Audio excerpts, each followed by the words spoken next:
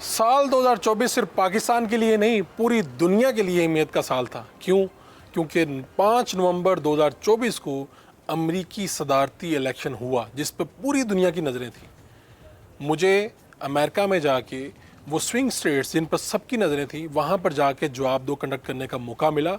हमने अमरीकी पाकिस्तानियों से बात की, अमेरिका में मुकीम पाकिस्तानियों से बात की, हमने वोटर से बात की, तजियाकारों से बात की, हमने इलेक्शन का मंजरनामा आपके सामने जवाब दो के ज़रिए रखा। हमने क्या गुफ्तगू की थी, देखिएगा।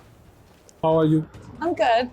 So, आप किसके लिए वोट करेंगे? So 2024, I am going to be voting for Jill Stein, who is part of the Green Party. Green party. Yes. कुछ नया है ये क्यों आप इसके लिए वोट करेंगे? So they were always there. Democrats or Republicans, एक कह सकते हैं आप, it's like a mafia. It's like two at the playground जो किसी और को आने नहीं देते। मेरे साथ जाहिद साहब हैं जो पिछले 20-22 साल से यहाँ पे इस जगह पे मुकीम है। इससे ज़्यादा अरसा आपको अमेरिका में हो गया। 20 साल हो गए। 20 साल हो गए टाइम पर। तो क्या आप ज़रा मुझे पहले तो दिखाएं बैलेट पेपर कैसा है। ये बैलेट पेपर आ गया। अच्छा, ये देखें ज़रा, ये सैंपल है। इसके ऊपर कैंडिडेट्स के वो लिखे हुए हैं कि आपने वोट किसे करना है, कैसे करना है। मैं अब इनसे पूछता हूँ, ठीक है? तो आप पहले तो ये बताएं कि आज आपने वोट किया, कैसा लगा, और अर्ली वोट क्यों किया आपने? अर्ली आज वोट किया है इस 2024 का। अर्ली इसलिए किया कि काफ़ी कन्वीनियंट है, आज वीकेंड है, छुट्टी है। अच्छा। तो आराम से दे दें। जो इलेक्शन डे है उसमें काफ़ी रश हो जाता है, लंबी लाइनें लग जाती हैं, कभी कभी घंटा 2 घंटे भी लग जाते हैं लाइन में खड़े हुए। चलें, ये मैं आपको ज़रा मनाजिर भी दिखाऊंगा। फ़िलहाल मैं आपको ये बता रहा हूँ कि मैं आया और बड़ी आसानी के साथ मैं अंदर गया। अंदर जाके मैंने देखा सिलसिला। वहाँ पे डेफिनेटली मैंने रिकॉर्ड नहीं किया, लेकिन मैंने आपके लिए कुछ तस्वीर ली। और ये बैलेट पेपर है, ये भी मैं आपको दिखाऊंगा बड़ी डिटेल के साथ। अभी मैं आपको दिखाता हूँ कि बाहर गहमा गहमी क्या है। वहाँ पे बाहर जो वोटर्स हैं वो वोटर्स को लुभाने के लिए क्या क्या तरीक़ाकार है, किस तरह से हाथ हिला रहे हैं और कितनी आप कन्विंस किस तरह से कर सकते हैं, कितना आपको मौका मिलता है, ये मैं आपको दिखाता हूँ। ये आप देखें ना कि लोगों ने यहाँ पे पोस्टर्स हैं। ये देखें, ये डेफिनेटली ये खातून जो है ये डेमोक्रेट्स की तरफ से है, ये रिपब्लिकन वाली खातून है। ये गाइड करती हैं कि आपने कहाँ जाना है। ये उनके वर्कर हैं ना, सिर्फ वर्कर हैं, डेमोक्रेट वोटर गाइड। और वो देखें, हैरिस फॉर प्रेसिडेंट। बस इतनी इजाज़त है कि आपको यहाँ पे आके आपने यहाँ पे ये पोस्टर लगाए हुए हैं। यहाँ उन्होंने इजाज़त दी है तो वहाँ से हाँ, तो इन्होंने तो आज में कॉफ़ी पकड़ी, एंजॉय कर रहे हैं और फ्रेंडली एक माहौल है, ज़बरदस्त। International Islamic scholar doctor Zakir Naik Pakistan तशरीफ़ लाए। यहाँ पर उन्होंने दर्जनों इंटरव्यूज़ दिए। जवाब दो में जब वो हमें मौका मिला उनसे बात करने का, तो जवाब दो में उन्होंने पाकिस्तान के हवाले से अपने किन ख्यालात का इजहार किया था, वो देखिएगा। डॉक्टर साहब, कैसा लग रहा है पाकिस्तान में आके? आप तो खुशी हो रही। मुख्तलिफ ममालिक में गए, तबलीग की, लोगों के जवाब दिए। यहाँ पर क्या मुख्तलिफ है पाकिस्तान में बाकी इंडिया या बाकी से, क्या मुख्तलिफ है? जहाँ तक कि पाकिस्तान का दौरा मेरा है, मैं कई ममालिक का सफ़र किया हूँ, 40-50 से ज़्यादा, और कई ममालिक में कई बार गया हूँ, तो हंड्रेड्स ऑफ टूर हुए। खुसूसन जो पाकिस्तान के डायरेक्टर टूर की जो कैफियत थी कि माशाल्लाह काफ़ी लोग मेरे प्रोग्राम में हैं, काफ़ी मकबूलियत थी अल्हम्दुलिल्लाह। पाकिस्तान तहरीक इंसाफ 9 मई के बाद 26 नवंबर में फंस गई।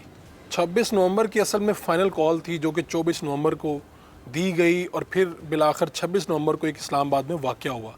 इससे पहले हमें स्पीकर पंजाब असम्बली मलिक अहमद ख़ान, हमें वज़ीर इत्तलात अताउल्लाह तारड़ साहब, दोनों जब जवाब दो में आए तो उन्होंने इस फाइनल कॉल के बारे में जो बातें की वो सच्ची साबित हुई। वो बातें क्या थी? मलिक साहब, निकलना कैसे है इसमें से? यानी फाइनल कॉल आ गई है वहाँ से इमरान खान साहब की तरफ से। करती मटीरियल मैटर नहीं मैटर नहीं करे, वो क्या होगा, फिर शोर शराबा होगा, फिर पॉलिटिकल इंस्टेबिलिटी क्रिएट करने की कॉल होगी। देखिए, कई अल्टीमेटम आए, कई गए कि फलां तारीख तक रिहा ना किया तो रिहा करवा लेंगे, फलां तारीख तक रिहाई ना हुई तो ये कर देंगे, वो कर देंगे। देखिए, ये भड़के हैं।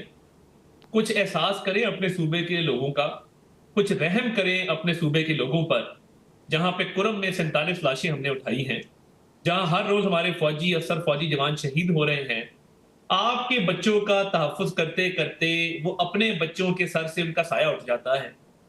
तो कोई बातचीत नहीं है, ना डील है ना ढील है।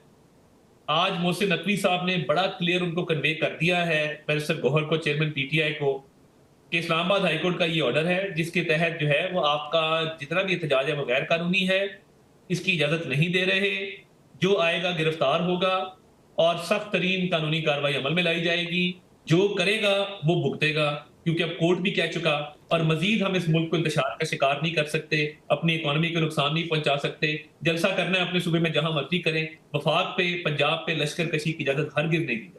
साल के इख्तिताम पर जो बड़ी खबर थी वो ये भी थी कि मदारिस रजिस्ट्रेशन बिल आया सामने, जिस पर इख्तलाफ पाया जाता था। हुकूमत को छोड़ चाहती थी और मजहबी जो पार्टियां थीं, जो तबका था, वो कुछ और चाहता था। इस सब में हमने जवाब दो कंडक्ट किया, जिसमें तमाम मजहबी सियासी जमातें, उनके जो कायदीन हैं, उनकी नुमाइंदगी ने इसमें शिरकत की।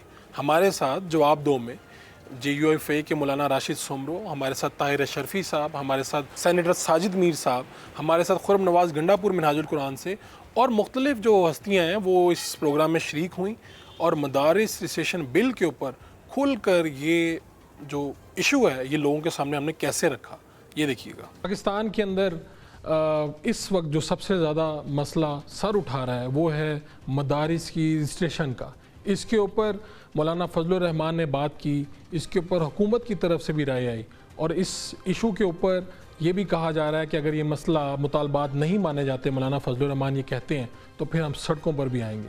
एक अहम इजलास भी बुला रहे हैं, अपनी अहम बैठक भी कर रहे हैं। हमारा मुतालबा, फजलुर रहमान साहब इस मुतालबे में अकेले नहीं हैं। ये तमाम जो वफाक बने हुए हैं मुख्तलिफ मसालिक के, जिसमें अहले हदीस भी शामिल हैं, देवबंदी भी हैं, बरेलवी भी हैं, शिया भी हैं, उन सारे मसालिक की एक मुश्तरका तंजीम आप जानते होंगे, इत्तिहाद तंजीमात मदारिस के नाम से जी। उसने इसको ये मुतालबे पे ये जैसे मैंने कहा था से ये मुतालबा करे कि ये तंजीम और सारे मदारिस और सारे विफाक के इस तरह करे, जिस तरह मैंने कहा कि सिंपल बनाए और फार्म भी सिंपल हो, प्रोसीजर भी सिंपल हो, इंसलाह वज़ारत तालीम के साथ हो। प्रोफेसर साहब, आप, मौलाना फजलुर रहमान, आप सभी एक पेज पे हैं इस सारे मामले पे। इस पेज पे हैं। सबसे पहली और अहम बात ये है कि हमारा कोई झगड़ा नहीं है मौलाना के साथ। मौलाना के अपने मदारिस हैं, उनका वफाकुल मदारिस से इल्हाक है। वो सनत के साथ जाएं, ज़राअत के साथ जाएं, दिफा के साथ जाएं, इस्लाहात के साथ जाएं, हमें क्या एतराज़ है, वो अपना फैसला करें। हम ये कहते हैं कि जो 10 बोर्ड हैं जिनके 18,600 मदारिस इस वक्त मिनिस्ट्री एजुकेशन के साथ इल्हाक कर चुके हैं, उन्हें मत छेड़ें आप, उस सिस्टम को आप चलने दें, बाकी गवर्नमेंट जाने और मौलाना जाने। हमारी किसी के साथ कोई लड़ाई है, किसी के साथ कोई इख्तलाफ है, इस पे बात नहीं करूँगा। हमारी किसी भी आलिम के साथ, किसी भी मौलवी के साथ, किसी भी मस्जिद और मदरसे वाले के साथ किसी किस्म की कोई लड़ाई नहीं, न इख्तलाफ है, न वो हमारे मद्दे मुकाबिल हैं। जो हमारे मद्दे मुकाबिल हैं वो हुकूमत है और हमारे मद्दे मुकाबिल वो हैं जिन्होंने 26वीं तरमीम पर हमारे साथ मुआहिदा किया और उसमें उन्होंने हमारे साथ एग्री किया। हमारे मद्दे मुकाबिल वो हैं जिन्होंने 26वीं आईनी तरमीम के मामले पर मदारिस बिल पर कौमी असम्बली और सेनेट में हमें वोट दिया और उसके बाद ऐवान सदर में जाके उसको रोक दिया। जवाब दो अपनी स्टूडियो में आवाम के दरमियान, और फिर बिलाखिर हमने ये सोचा कि जो तब्दीलियाँ आई हैं इस साल के अंदर, वो उसे आज की नौजवान नस्ल कैसे देख रही है। उसके लिए हमने पाकिस्तान की मुख्तलिफ यूनिवर्सिटियों का रुख किया और उनके सामने वो लोग मेहमान के तौर पे बुलाए गए जो पाकिस्तान पर हुकूमत करते रहे हैं या हुकूमत कर रहे हैं।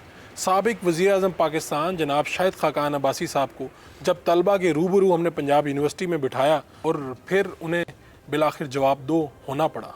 आज मुल्क का नौजवान क्या चाहता है? हम सब नौजवान की बात करते हैं।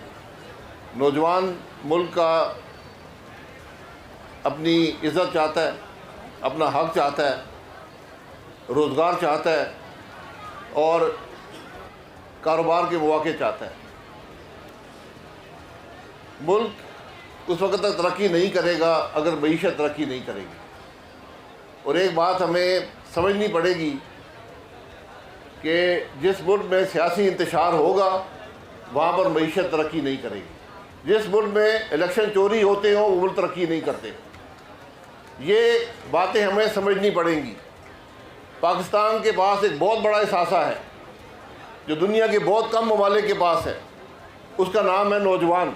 जिस तरह हम आज मुल्क चला रहे हैं ये मुल्क नहीं चल सकता, ये बड़ी वाज़ेह बात है। साल 2024 में जहां बहुत सी अच्छी खबरें थीं, वहां पर बड़ी ऐसी खबरें भी थीं जिन्होंने गमनाक कर दिया, माहौल अफसुर्दा कर दिया।